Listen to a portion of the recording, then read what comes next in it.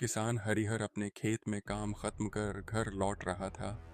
उसकी आंखों में थकान थी, पर उस शमन में इन थे। उसके पास कुछ नहीं था सिवाय अपने ईमानदार मेहनत के।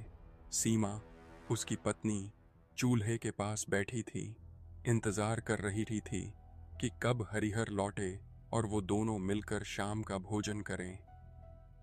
किसान हरिहर ने खेत में कुछ हलचल सुनी। जब उसने ध्यान से देखा तो एक मुर्गी सुनहरी उसके खेत में घूम रही थी।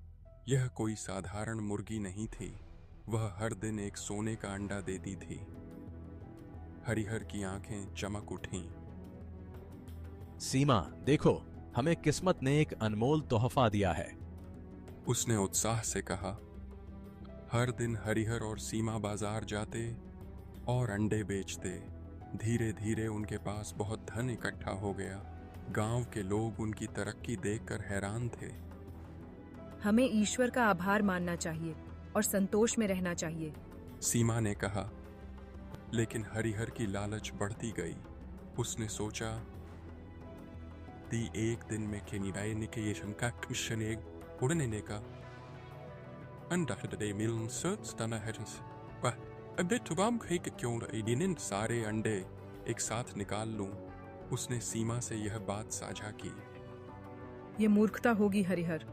जो हमारे पास है उसी में संतुष्ट रहो। सीमा ने सावधान किया। हरिहर ने अपने लालच के चलते सुनहरी का पेट काटने का निर्णय ले लिया, लेकिन पेट के अंदर कुछ नहीं मिला।